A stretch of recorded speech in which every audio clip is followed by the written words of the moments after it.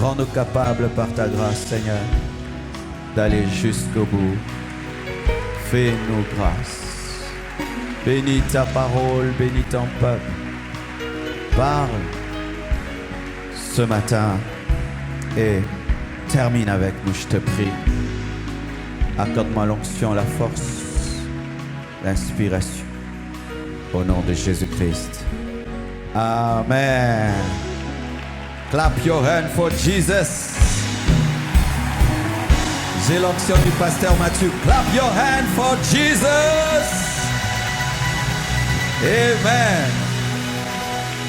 Dis à ton voisin de gauche, sois fidèle jusqu'à la mort. C'est le thème de ce matin. Ton voisin de droite, ton voisin de devant, ton voisin de derrière. Seulement ton voisin qui te sourit. S'il ne te sourit pas, tu ne le dis pas. Sois fidèle jusqu'à la mort. Amen. Merci, chorale. Vous allez m'accompagner avec le piano ce matin. Merci.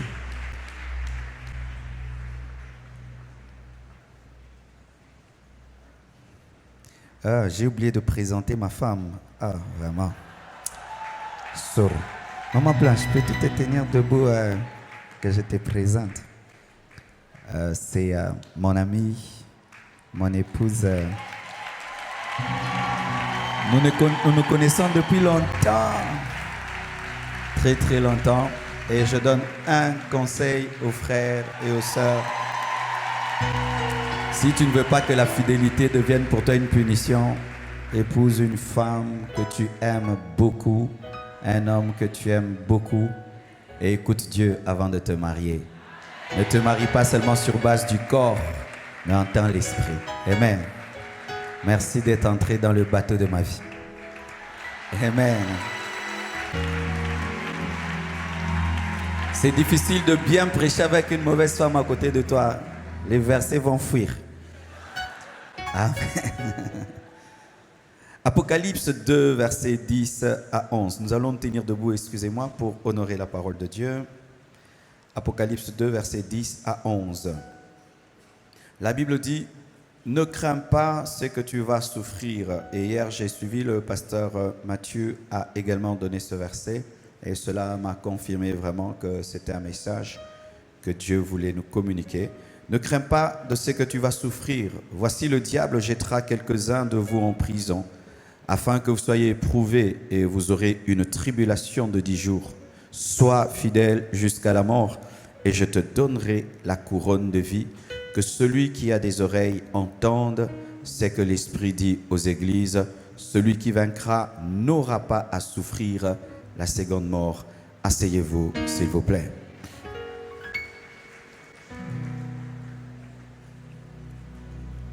Fidèle jusqu'à la mort.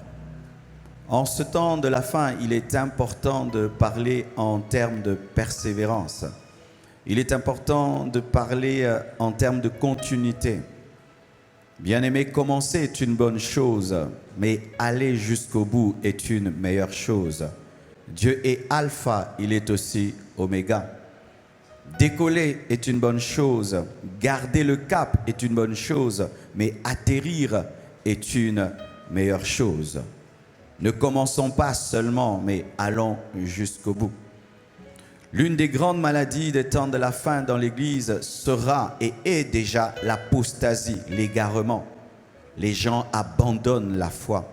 La charité du plus grand nombre se refroidit. Les gens commencent dans la fidélité, mais ne savent pas finir dans la fidélité.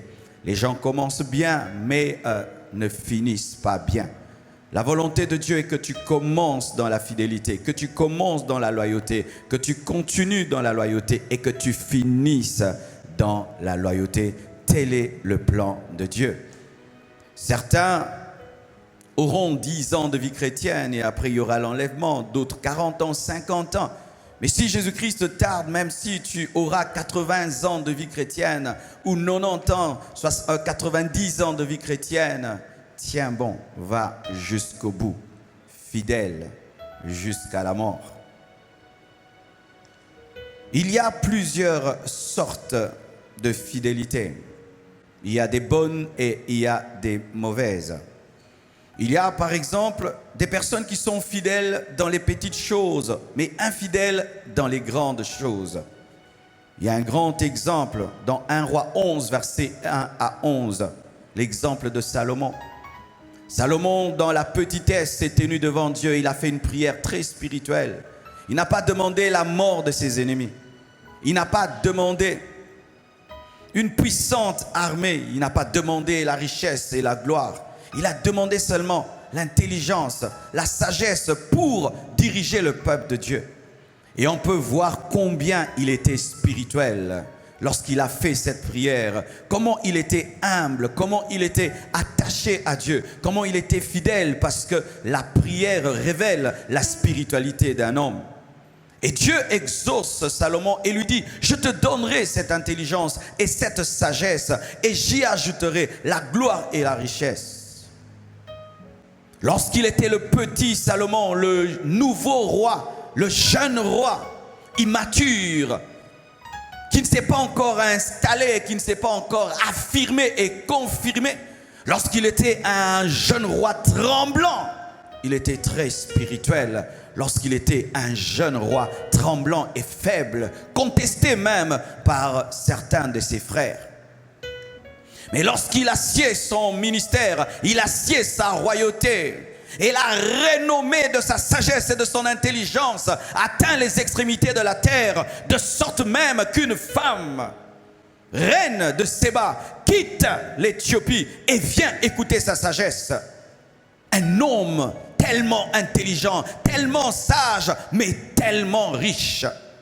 Au summum de son règne, lorsqu'il atteint le paroxysme de son règne, la Bible nous dit qu'il a commencé à épouser des femmes étrangères. Il a épousé des femmes qui étaient des idolâtres et il a même permis à ce que ces idoles entrent en Israël. Et à la fin de sa vie, il est devenu, s'il faut utiliser les vrais termes, il est devenu idolâtre et sataniste. Est-ce que vous pouvez imaginer cela? Lorsqu'il était en train de prier, ne demandant que la sagesse et l'intelligence, si on donnait une prophétie disant, cet homme qui est en train de demander que la sagesse et l'intelligence finira comme un idolâtre et un sataniste, est-ce que tu peux y croire? Lorsque vous venez devant mes frères et sœurs et vous pleurez ici, Seigneur Jésus entre dans ma vie, vous vous agenouillez, vous tombez à gauche et à droite, que c'est beau, mais allez jusqu'au bout. Allez jusqu'au bout. C'est comme si Dieu avait commis l'erreur de bénir Salomon. C'est comme s'il avait commis l'erreur d'élever Salomon. Que la bénédiction de Dieu dans ta vie ne soit pas une erreur. Que Dieu ne regrette pas t'avoir élevé, qu'il ne regrette pas t'avoir béni, t'avoir donné un enfant. Alors que tu es célibataire, tu as tout le temps pour venir à l'église. Il suffit que Dieu te donne un mari. C'est tout le temps Jean. Ce n'est plus Jésus. Dieu regrette ton mariage. Lorsque tu étais stérile, tu avais le temps pour Dieu. Depuis que Dieu t'a donné un enfant, matin, midi, soir, c'est le bébé et c'est le bébé. Fidèle en peu de choses, mais infidèle dans les grandes choses. Fidèle lorsqu'il est faible, mais infidèle lorsqu'il devient un grand roi. Et la Bible nous dit, au temps de sa vieillesse, ces femmes inclinèrent son cœur vers les idoles, car il y a les péchés de la vieillesse, mes frères. Faites très très attention, le diable te combattra dans ta jeunesse, mais il te combattra même dans ta vieillesse. Tu dois garder la garde très haute, jusqu'au bout. Jusqu'au bout, jusqu'au bout. Lorsque tu étais pauvre, comment étais-tu devant Dieu? Et aujourd'hui, Dieu t'a donné un travail. Aujourd'hui, Dieu t'a donné des millions. Aujourd'hui, Dieu t'a élevé. Aujourd'hui, Dieu a fait de toi une grande femme. Qu'es-tu devenu? Est-ce que le jeune Salomon a disparu dans le grand? Fidèle dans les petites choses, mais infidèle dans les grandes choses. Mais d'autres, ce sont ces personnes qui sont fidèles dans les grandes choses, mais infidèles dans les petites. Tu vas me dire, non, pasteur. Si Si quelqu'un est fidèle dans les grandes choses, c'est sûr qu'il sera fidèle dans les petites. Car il est plus facile d'être fidèle dans les petites choses que dans les grandes choses. Mes frères, archi faux. La Bible nous présente Pierre dans Matthieu 26, versets 69 à 75. Il était fidèle dans les grandes choses, mais infidèle dans les petites. Pourquoi je dis ça? Lorsque Jésus marche sur l'eau, il est fidèle. Lorsque Jésus-Christ multiplie les pains et les poissons, il est fidèle. Lorsque Jésus-Christ a la foule, il est fidèle. Lorsque Jésus a du succès, il est fidèle. Lorsque au nom de Jésus, il chasse les démons, il est fidèle. Lorsque Jésus lui donne le pouvoir de chasser les démons, il est fidèle. Mais lorsque Christ est arrêté, il est infidèle. Il aime le Jésus qui fait des miracles. Il aime le Jésus qui fait des prodiges. Mais lorsque Jésus ne fait rien, il devient infidèle. Les pierres, je préfère même dire le Simon, car le vrai Pierre se manifestait après la Pentecôte. Ce sont les personnes qui sont fidèles à Dieu lorsque Dieu exauce, lorsque Dieu bénit, lorsque Dieu élève, lorsque Dieu fait des prodiges, lorsque tout va bien. Mais lorsque Christ est à la croix, lorsque Christ est arrêté, ces personnes disent « Je ne l'ai jamais connu ». Tu aimais Dieu et tu étais fidèle à Dieu lorsqu'il te bénissait, lorsque tu avais le travail, lorsque tu avais un grand ministère. Aujourd'hui, tu as des problèmes et des difficultés. Tu l'as abandonné. Pourquoi? Tu étais fidèle dans les grandes choses, mais tu n'arrives pas à être fidèle dans les petites. Mais ce que tu ignores, c'est que Dieu n'est pas que le Dieu de la fourmi, il est aussi le Dieu de l'éléphant. Il n'est pas que le Dieu de l'éléphant, il est aussi le Dieu de la fourmi. Il a créé la fourmi avec la même passion qu'il a manifestée lorsqu'il a créé l'éléphant. Regarde bien une fourmi, tu vas voir comment Dieu était excellent en créant la fourmi. Et regarde l'éléphant. Dieu n'était pas négligent lorsqu'il créait la fourmi. Et il n'était pas plus concentré lorsqu'il créait l'éléphant. Il est le Dieu des grandes et des petites choses. Le test de Simon, c'était la petitesse. Tu aimes Dieu lorsque tout va bien. Mon frère, des fois c'est facile. C'est ce que le diable a dit à Dieu au sujet de Job. C'est facile qu'il puisse t'aimer. Tu l'as béni, tu l'as élevé, tu lui as donné tout ce qu'il faut. Mais c'est normal. Touche seulement ses biens, touche seulement sa santé. Tu verras comment il te maudira. Un jour, tu auras le test dans ta vie, mon frère, d'une prière qui n'est pas exaucée à temps. Un jour, tu auras le test d'un Jésus qui est dans ta vie mais qui ne fait rien, afin de tester pourquoi tu es là. Vous tous qui abandonnez Dieu parce que les choses ne marchent pas comme vous voulez, mes frères, sachez que c'est de l'infidélité. Il est le Dieu des grandes choses, il est le Dieu de petites choses, il est le Dieu de petites choses et il est le Dieu des grandes choses. La femme de Job a dit à Job, dans Job 2, versets 9 à 10, sa femme lui dit: tu demeures ferme dans ton intégrité, maudit Dieu et meurs. Elle aimait le Dieu qui avait enrichi son mari, pas celui qui avait permis au diable de toucher à ses enfants, à sa santé, à sa richesse, à son confort. Si Dieu te prenait ta maison, si Dieu permettait qu'on te prenne ta voiture, si Dieu permettait qu'on te prenne tout ce que tu as, est-ce que tu continueras à être loyal? Un jour, le Seigneur approche Jimmy Swaggart et lui dit: si aujourd'hui je te ravissais la gloire de ton ministère et que tu devais prêcher sous un arbre, est-ce que tu m'y suivrais? Il a dit: si tu seras sous cet arbre, je te suivrai. Fidèle dans les grandes et dans les petites choses. Et il y a d'autres. Ce sont ceux qui sont fidèles dans les petites choses et ensuite dans les grandes choses. L'exemple de David, dans 1 Samuel 17, versets 34 à 37. Il a pu prendre soin des brebis de son père. Et quand on lui a donné l'armée d'Israël, il a manifesté la même fidélité. Il pouvait prendre soin des animaux et il pouvait prendre soin des humains. Il pouvait régner sur les animaux et régner sur les humains. C'était un homme qui pouvait progresser du petit vers le grand et garder sa fidélité. On lui confie des animaux. Il en prend soin comme si c'était des humains. Il offre sa vie même pour les animaux. Il se tient entre ses brebis et le lion, ses brebis et l'ours. Et lorsqu'on lui donne l'armée d'Israël, on lui donne Juda, on lui donne Israël, il manifeste la même fidélité. Ça, c'est une bonne fidélité. Où tu grandis, tu vas de gloire en gloire, mais tu es constant. On ne sent pas que tu changes parce que Dieu t'a confié des plus grandes choses.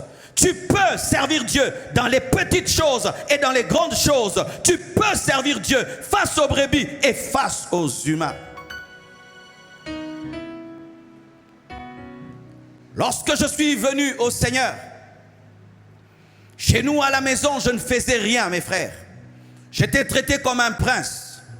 Mes frères et sœurs pouvaient être envoyés à gauche, à droite, mais ma mère aimait me traiter comme un prince. Mais quand je suis allé à l'église, là j'ai eu mon brisement, mes frères. On s'est tenu là devant le pasteur et le pasteur a dit, qui veulent servir Dieu dans cette église? Et je suis venu. Et pour moi, je vais prêcher, je vais. Et puis on ferme les yeux. Quand on ferme les yeux, vous savez ce que j'ai vu? J'ai vu des bancs sous la gloire de Dieu. Dieu m'a dit, tu porteras les bancs dans cette église. J'ai dit, quoi? Oui, tu porteras les bancs dans cette église. J'ai dit, dans notre église d'où je viens là, j'étais déjà presque un prédicateur. Je dirigeais l'intercession. J'étais à côté du pasteur. Tu m'envoies maintenant dans cette église pour que je porte les bancs. Et Dieu me dit, si tu es fidèle en matière de bancs, je te donnerai les hommes. Car si tu peux transporter des choses qui ne parlent pas, et tu peux transporter des choses sans que ton pasteur te voie, alors tu seras un bon pasteur. J'ai commencé à porter les bancs, et porter les bancs, et porter les bancs, et porter les bancs, et des bancs très très lourds. Devant qui? Devant mes amis qui savaient que dans l'ancienne église, j'étais presque un prédicateur, j'étais un président des intercesseurs et on voyait Marcelo en train de transporter les bancs dans sa nouvelle église.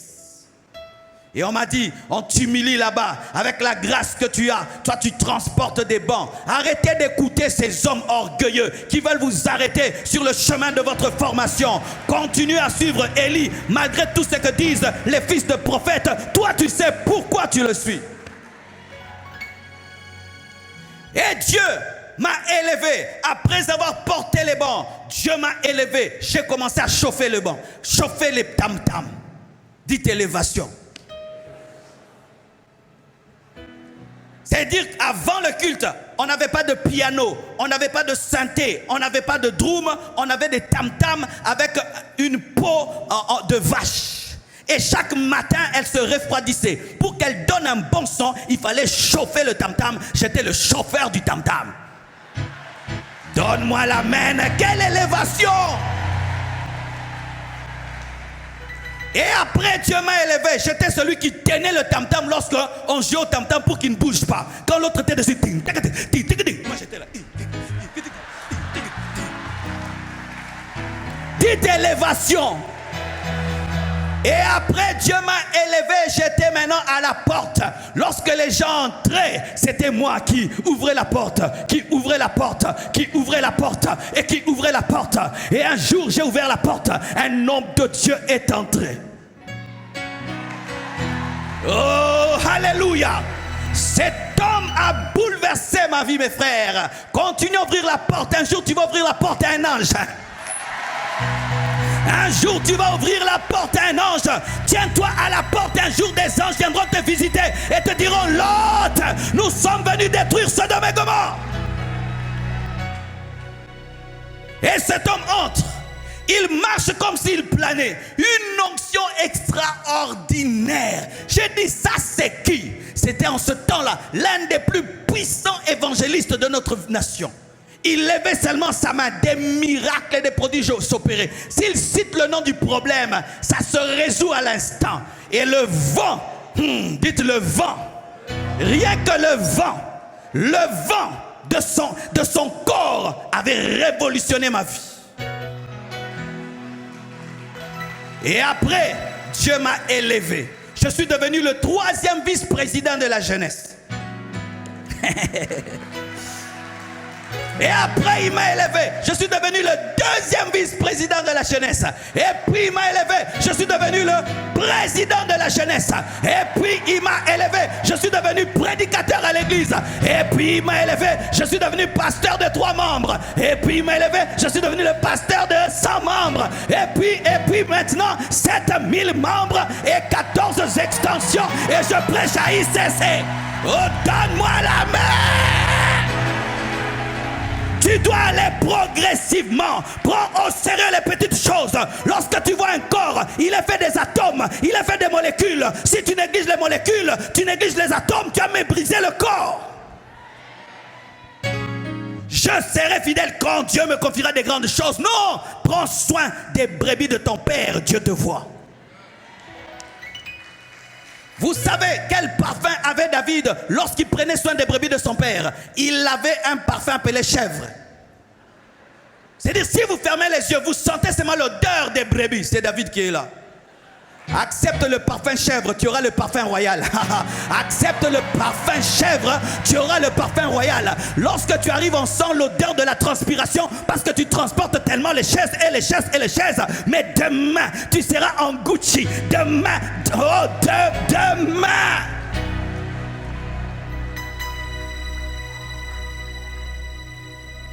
Des hommes qui peuvent commencer petits et monter progressivement. Et je t'assure, à chaque étape, Dieu te brise, il te façonne, il te brise, il te façonne, il se révèle à toi pour que tu puisses garder ce qu'il te donne. Car Dieu préfère t'établir que t'élever.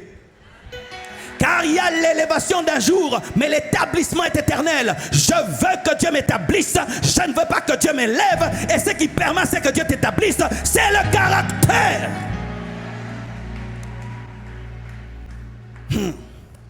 Donne-moi l'amen. Dis sens contraire. Maintenant, il y a aussi ceux qui sont capables d'être fidèles dans les grandes choses et les petites choses. Je viens de vous parler des petites choses aux grandes choses. Mais des fois, Dieu fait les choses en l'envers. Jésus-Christ prêchait devant les foules. Partout il allait, des foules et des foules s'amassaient. Mais dans Jean 4, versets 7 à 26, il ne prêche pas à une foule, il prêche à une femme. Mais voyons comment il se comporte face à une femme. Car des fois, nous prédicateurs, quand tu sais que tu vas prêcher une foule, tu sors le gros message. Mais si on te dit, ils sont à deux, ok, on y va. Seigneur, je vais te donner quelle exhortation? Quand on est face à une foule, on donne le meilleur. Quand ils sont peu nombreux, tu diminues le message selon le nombre de personnes. Alors que tu ne sais pas que derrière la femme samaritaine, il y a la Samarie. Alléluia. Tu ne sais pas que derrière la femme samaritaine, il y a la Samarie. Mes frères et sœurs, ne prêchez pas en fonction du nombre, prêchez en fonction de la valeur. Je répète, ne prêchez pas en fonction du nombre, prêchez en fonction de la valeur, parce qu'un seul homme suffit pour que Jésus meure. Jésus n'est pas mort parce que nous étions nombreux, il est mort parce que nous avions de la valeur. Et s'il n'y avait qu'un seul homme sur terre, Jésus-Christ serait venu mourir. Ne prêche pas puissamment à cause du nombre, mais à cause de la valeur. Un homme créé à l'image de Dieu est là. Et qu'est-ce que Jésus enseigne à cette femme? Le mystère de l'adoration. Tout un chapitre, rien que pour la femme samaritaine. Il ne parle pas un peu, femme, croix. Non, il lui enseigne l'adoration. Il lui enseigne pourquoi il est venu. La supériorité de Christ sur Jacob à une femme. J'ai un ami que je respecte beaucoup. Il a une église de 15 membres, mes frères. Mais il faut voir comment il est sérieux. 15 membres qui n'aiment même pas la chorale de la compassion. Mais il est sérieux. Il s'habille 3 pièces. Il prie jeune. Il va prêcher ses 15 membres. Et il a le courage, il met ça sur internet. Et il montre.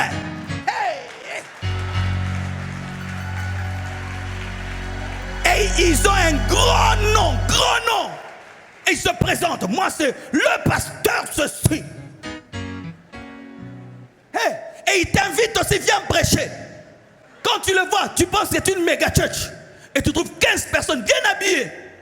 Lui-même, quand il leur parle, tu sais qu'ils sont grands. Toi aussi, tu vas les considérer comme grands. Pourquoi? Lui-même sait qu'ils sont grands. Alléluia. Même si tu n'as pas beaucoup, si cela vient de Dieu, prends-en soin, prends-en soin. Certains ont reçu 5 talents, d'autres 3, d'autres 2, mais d'autres un seul talent. Prends-en soin.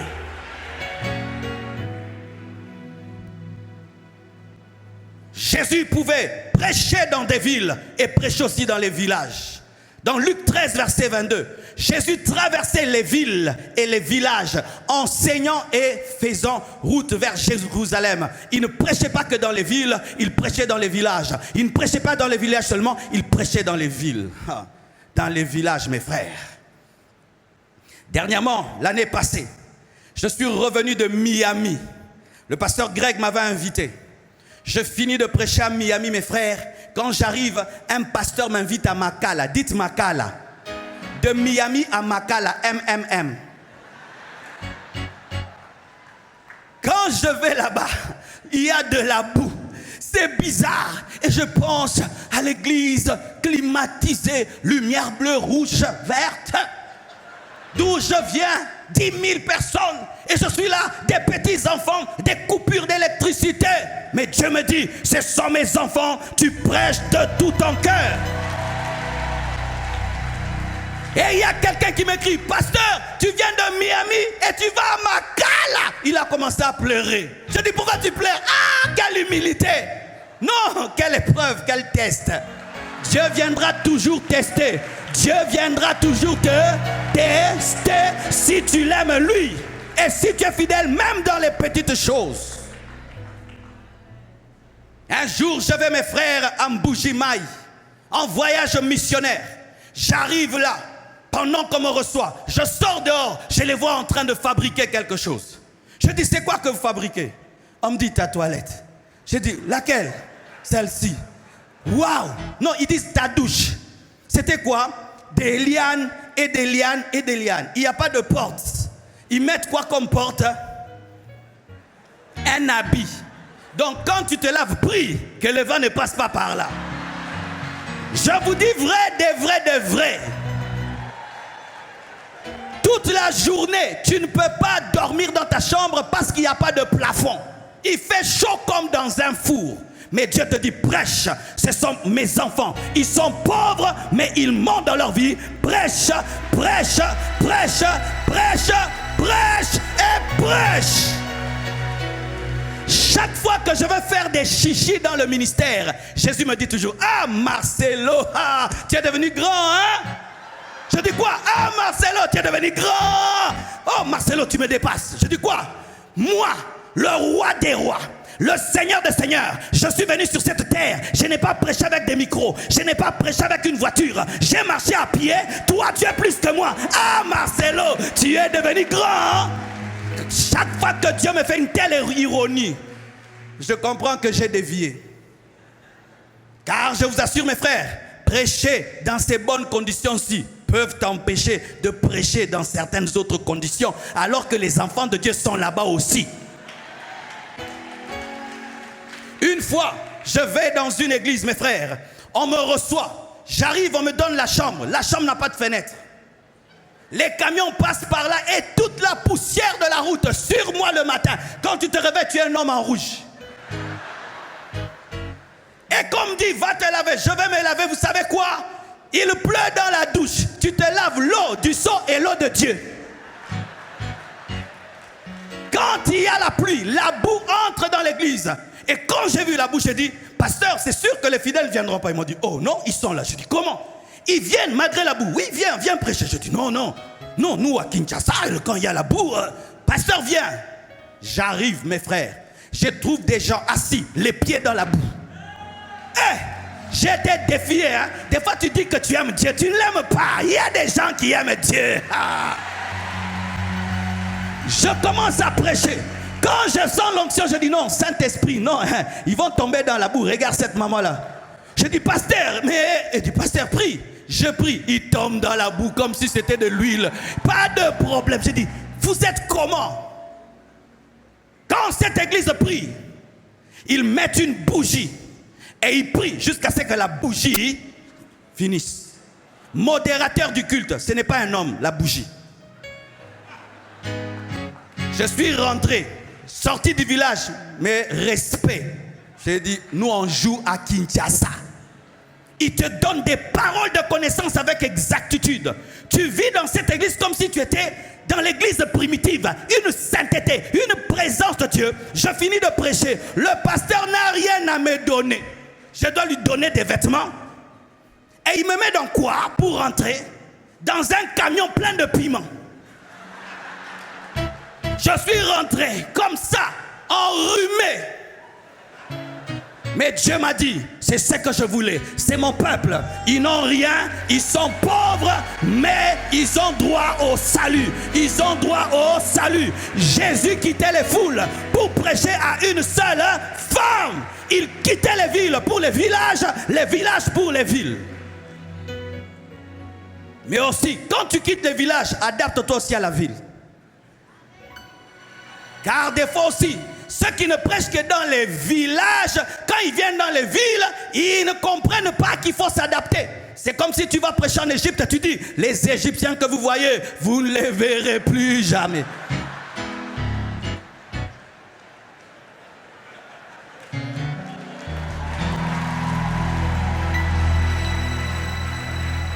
Alléluia. Et je vous assure, mes frères, comme le pasteur Mathieu a dit hier, la vie chrétienne n'est pas linéaire, elle est circulaire.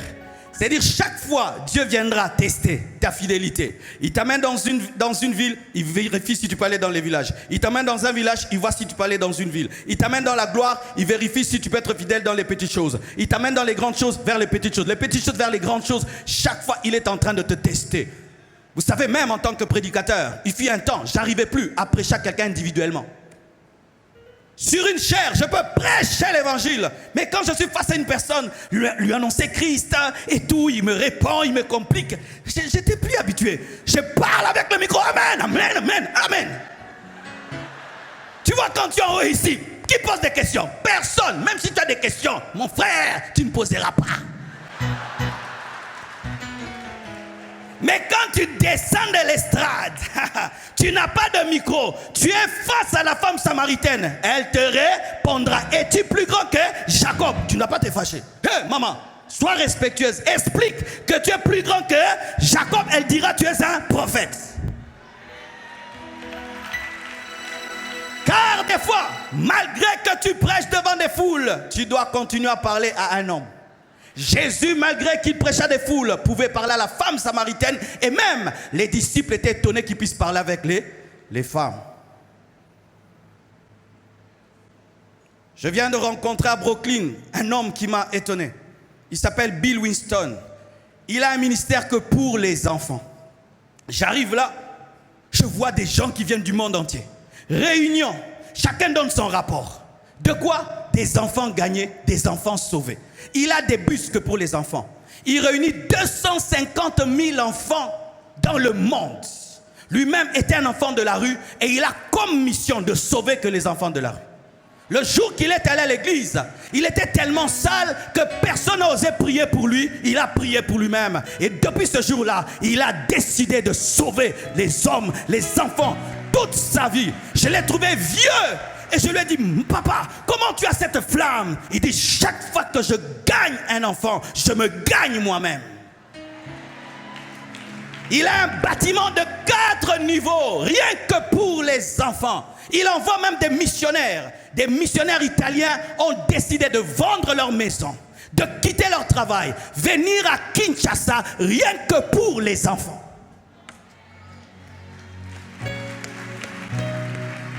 Quand je l'ai écouté, il m'a révélé une chose. Il a dit, lorsque Jésus-Christ a posé 3 fois la question à Pierre, lui disant, Pierre, m'aimes-tu, paie mes brebis. Pierre, m'aimes-tu, paie mes brebis. 3 fois, il parlait de 3 sortes d'hommes. Paie mes brebis, les adultes. Paie mes brebis, les jeunes. Paie mes brebis, les enfants. Pour que tu dises que tu es un bon et fidèle serviteur, tu dois prendre soin des adultes, des jeunes et des enfants. Mais des fois, nous sommes comme les disciples de Jésus qui chassons les enfants alors que la sorcellerie prend au sérieux les enfants. Fidèle dans les grandes et petites choses.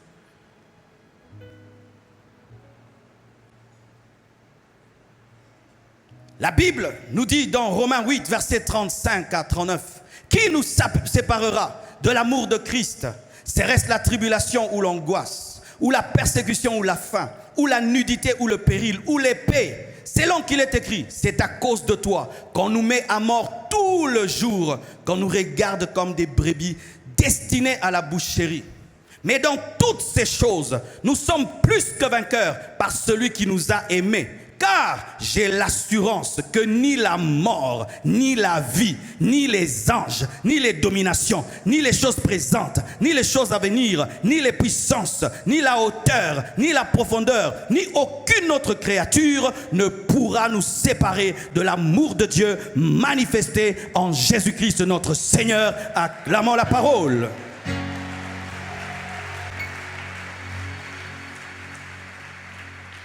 Lorsque je vous ai lu Apocalypse 2, versets 10 à 11, on nous parle de l'église de Smyrne, qui était une église persécutée et qui accomplissait Romains 8, versets 35 à 39, car malgré que certains étaient mis en prison, cette église était prête à être éprouvée jusqu'à la mort. Être fidèle jusqu'à la mort.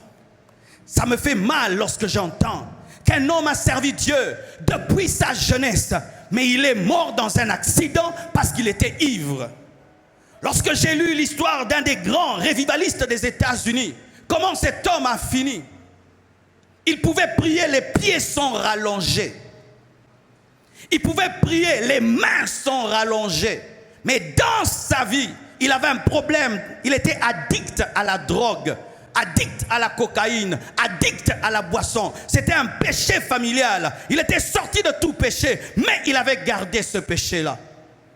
Et Dieu lui parlait, et lui parlait, et lui parlait. Et à la fin de sa vie, il a eu un accident. Il est mort ivre. Le jour qu'on prend son corps, on fait des examens. Il était plein de drogue et d'alcool. Il n'a pas été fidèle jusqu'à la mort. J'ai eu des hommes qui m'ont élevé dans le ministère, saints consacrés, aujourd'hui qui ne sont plus dans le ministère.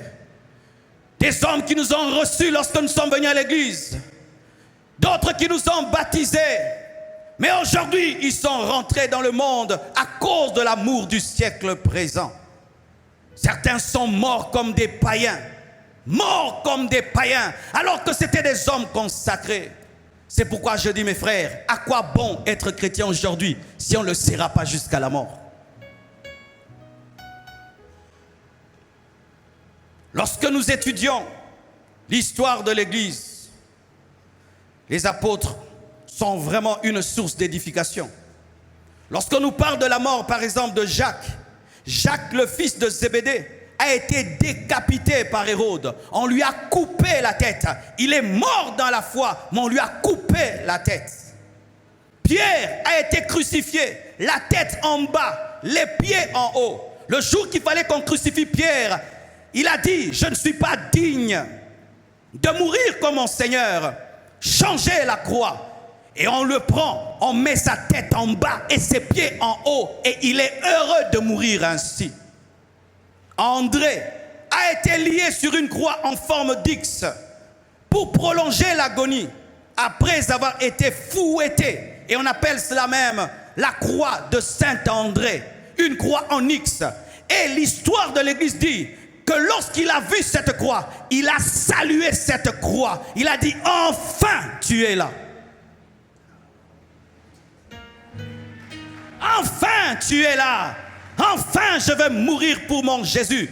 Et l'histoire dit que pendant 2 jours, il a prêché sur cette croix. Il prêchait, crucifié, mais il prêchait. Jusqu'à la mort, il prêchait.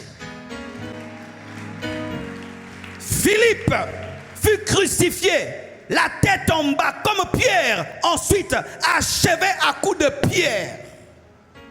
Barthélemy fut écorché vivant avant d'être crucifié puis décapité. Écorché vivant, crucifié et puis décapité. Thomas fut transpercé par une lance en Inde. Matthieu fut tué par l'épée en Éthiopie. Jacques, fils d'Alphée, a été jeté du haut du temple à une hauteur de 30 mètres Pourquoi? Il avait refusé de renier sa foi. Et quand ses ennemis ont vu qu'il n'était pas mort malgré la chute, ils l'ont tué à coups de bâton. Jude a été abattu à coups de lance. Simon le Zélote a été découpé à la scie. Découpé à la scie. Et Jean a été bouilli dans un bain d'huile. Mais malgré qu'on l'a bouilli, il s'en est sorti vivant. Et c'est seulement lui qui a vécu jusqu'à 98 ans. 98 ans, je crois, selon vous. Et Jésus-Christ de Nazareth, lorsqu'il était face à la mort, il a dit, Père, éloigne de moi cette coupe. Non point ma volonté, mais que ta volonté soit faite. Fidèle jusqu'à la mort. Mes frères et sœurs, aujourd'hui nous sommes chrétiens, mais les hommes qui ont commencé cette vie chrétienne ont payé de leur vie. Comme l'a dit le pasteur Matthieu, lorsque tu vois des œufs, celui qui engendre les œufs, la poule reste vivante après t'avoir donné une omelette. Mais quand tu vois le bacon, sache que le cochon qui a donné le bacon est mort. Il s'est totalement donné pour que tu manges. Si aujourd'hui nous pouvons prêcher avec des belles lumières et tout ceci, les premiers chrétiens ont été fidèles jusqu'à la mort. Tel frère vient de mourir, qu'est-ce qui est arrivé? On l'a décapité, il continue. Tel vient de mourir, on a fait quoi? On l'a crucifié, il continue. Tel vient de mourir, on a fait quoi? On l'a bouillé dans le feu, dans l'huile, il continue. Tel ne vient plus, qu'est-ce qui passe? On vient de le décapiter. Tel, on vient de le lapider. Fidèle jusqu'à la mort. Et voyez des hommes comme Étienne, le jour de sa mort, on le lapide comme un chien. Mais alors qu'il est en train de mourir, il est en train de pardonner et de prophétiser. Et parlant de Jésus-Christ, des hommes de la même nature que nous, qui ont été fidèles jusqu'à la mort. L'histoire de l'Église nous dit que Néron a persécuté les premiers chrétiens, de sorte qu'il les amenait en pâture. Il les jetait dans des cirques. C'était des objets de distraction, alors qu'ils avaient donné leur vie à Jésus. Il est brûlé et des fois il est donné aux lions. Mais l'histoire de l'Église nous dit ceci: il chantait dans le feu. Il chantait dans le feu. Il brûlait même des femmes enceintes. Et ces femmes enceintes chantaient dans le feu. Lorsqu'il voyait des lions venir les dévorer, il les attendait en chantant.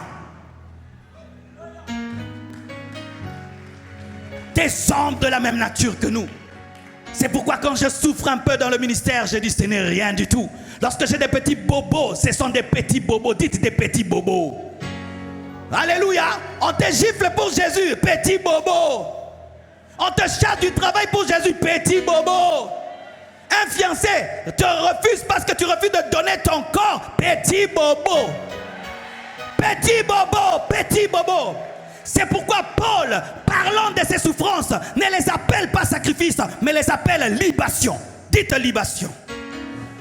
Les libations, c'est l'huile ou le vin qui accompagne le sacrifice. Les libations ne sont pas le sacrifice. L'huile qui accompagne le sacrifice n'est pas le sacrifice. Le sacrifice, c'est Jésus. Le sacrifice, c'est Jésus. Toutes les souffrances que nous connaissons ne sont que des libations. Nous accompagnons, mais nous ne sommes pas les sacrifices.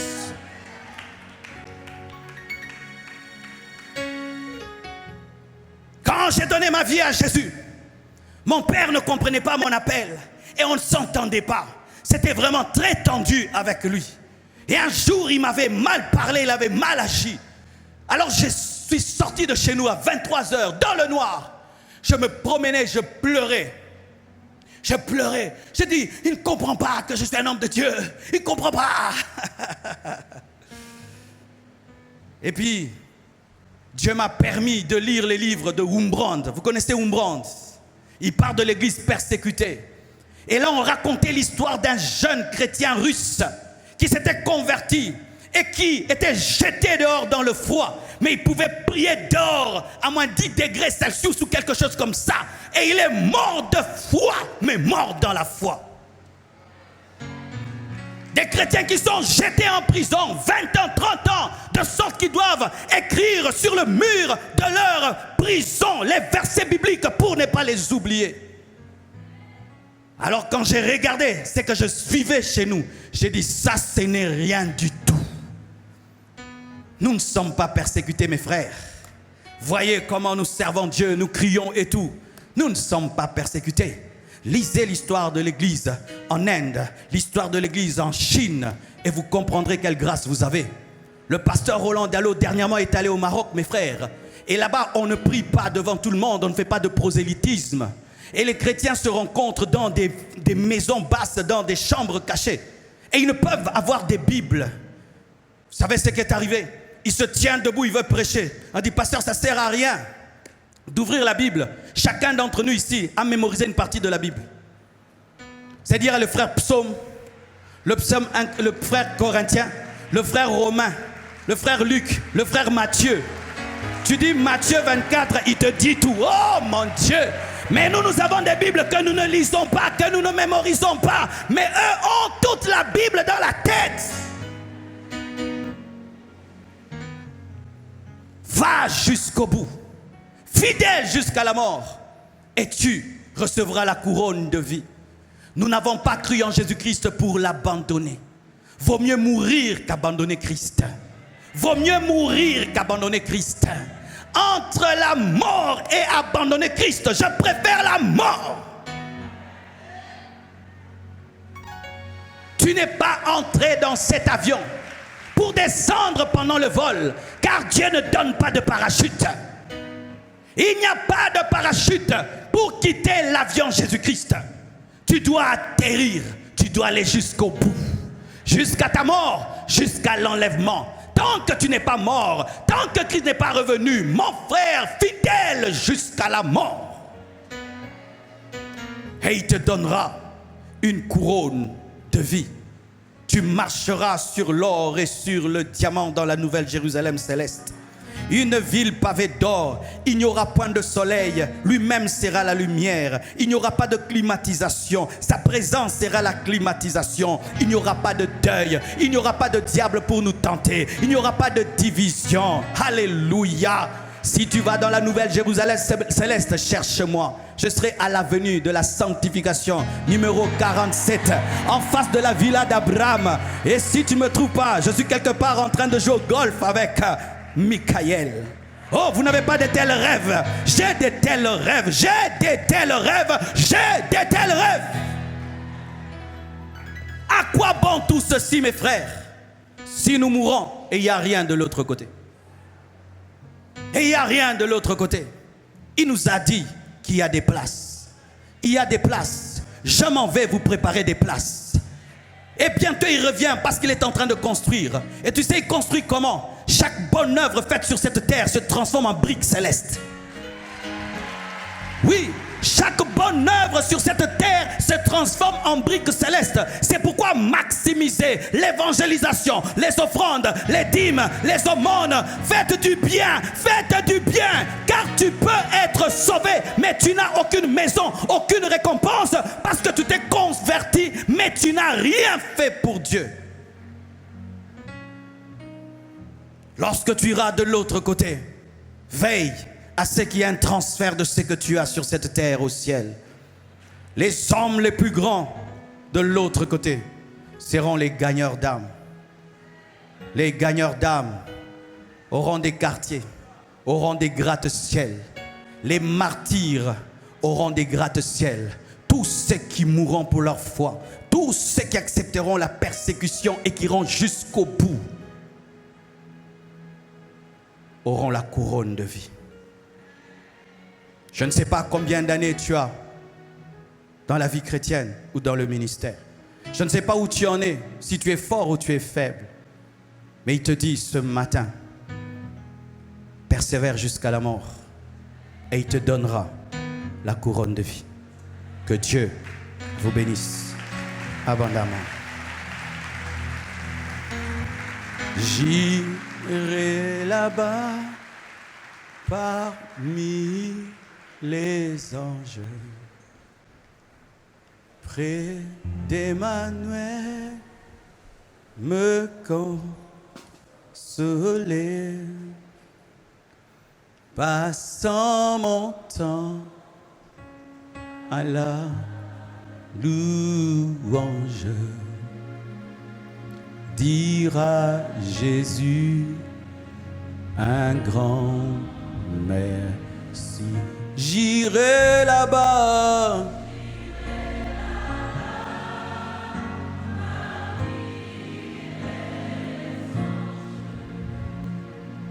près d'Emmanuel, me consoler, passant mon temps à la louange, dire Jésus un grand. Oui, j'irai là-bas,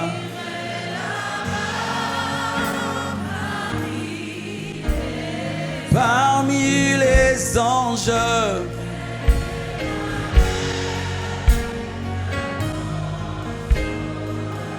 passant mon temps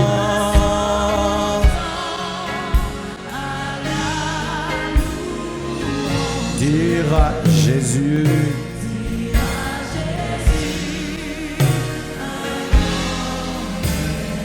oui, j'irai là-bas.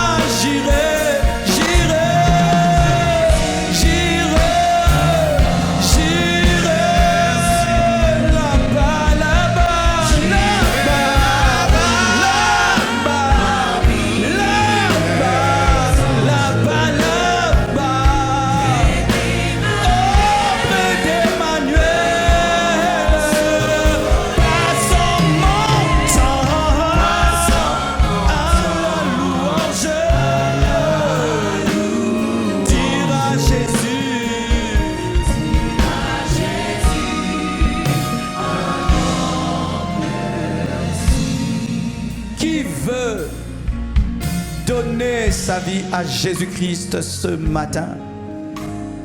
Tu veux aller au ciel. Lorsque j'ai parlé de là-bas, de l'autre côté, de l'éternité, tu t'es rendu compte que tu étais étranger à ces choses. Tu ne peux recevoir la couronne de vie sans croire en Jésus-Christ. Tu ne peux recevoir la couronne de vie sans donner ta vie à Christ maintenant. Toi qui as peur, tu as peur de la persécution. Mais aujourd'hui, tu t'es rendu compte que vaut mieux mourir que perdre la vie éternelle. Oh Saint-Esprit, parle à un homme, parle à une femme qui aujourd'hui doit venir à toi. Si tu meurs maintenant, où iras-tu? Où iras-tu? Es-tu sûr d'aller au paradis? Si tu meurs maintenant, es-tu sûr de rencontrer Dieu? Car si tu meurs sans Christ, tu finiras en enfer.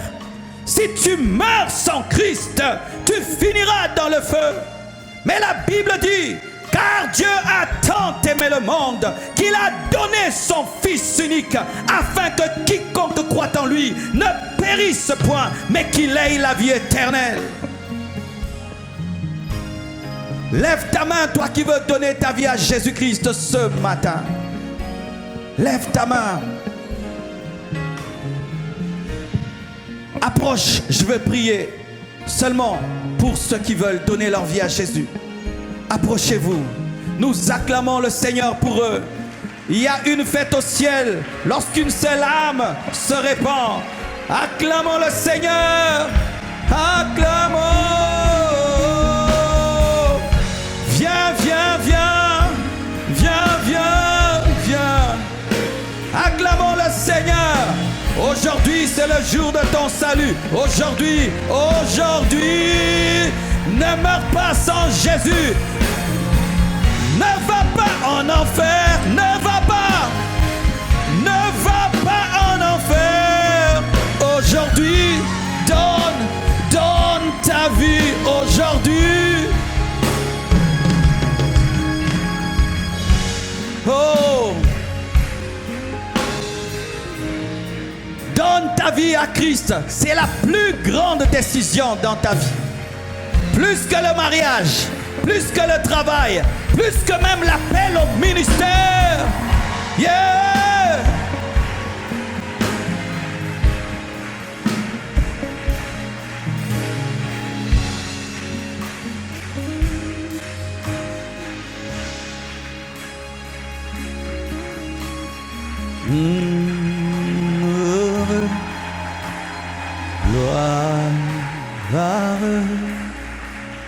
Gloire à l'agneau. Chante gloire, gloire, gloire.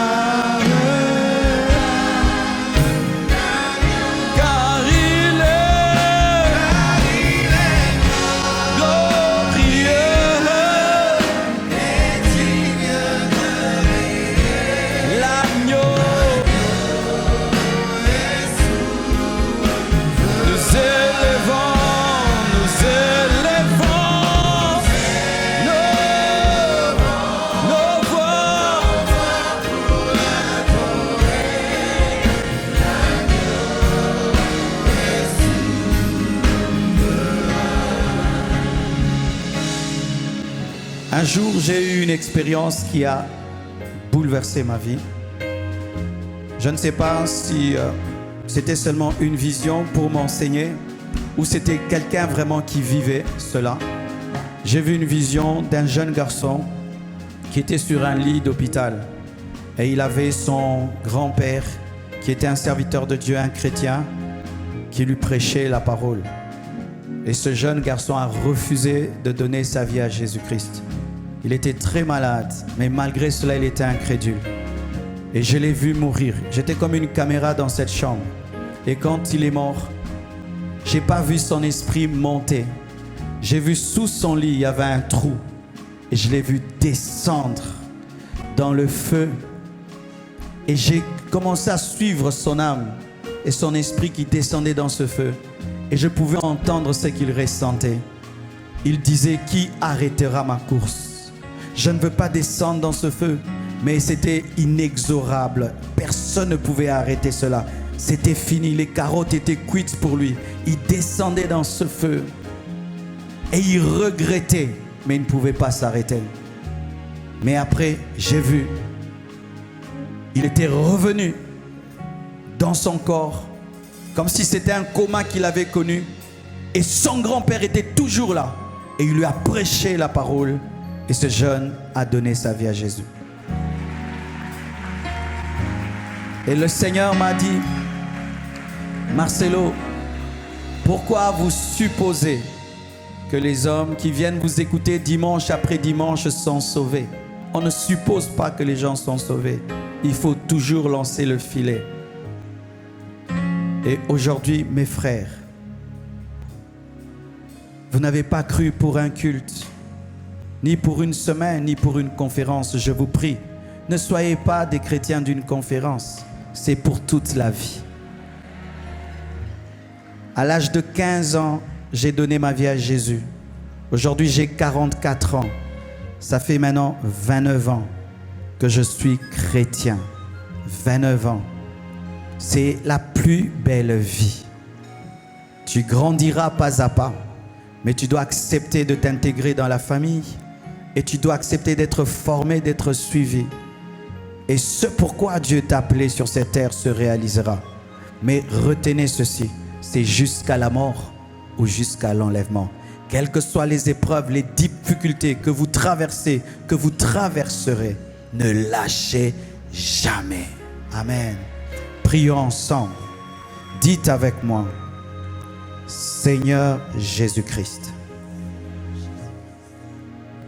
aujourd'hui, je t'ouvre mon cœur.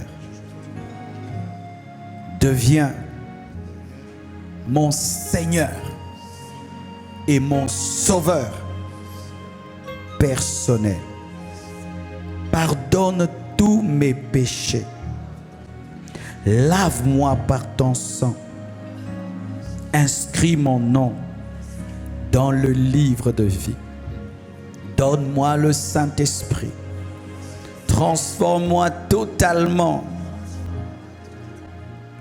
En ton nom Jésus-Christ, je commande au diable et à ses démons de quitter ma vie au nom de Jésus-Christ. Je confesse de ma bouche le Seigneur Jésus-Christ et je crois dans mon cœur que Dieu l'a ressuscité d'entre les morts. Je suis sauvé, je suis pardonné, je suis justifié, je suis libéré. Merci Jésus-Christ. Acclamons le Seigneur. Que Dieu vous bénisse abondamment. Vous allez aller à ma gauche, suivre la sœur qui a un petit drapeau blanc. On va vous diriger vers une salle afin de prendre soin de vous. Nous acclamons pour eux. Et aussi à vous qui nous suivez sur Internet, dans tous les campus. Prends une décision pour Christ. Tu es sur ta chaise, tu es dans ta chambre, tu es dans ton salon. Ne sois pas un spectateur, mais participe et donne ta vie à Jésus-Christ là où tu te trouves en ce moment. Et il entrera dans ta vie, car il est ici et il est là où tu es. Alléluia. Gloire au Seigneur.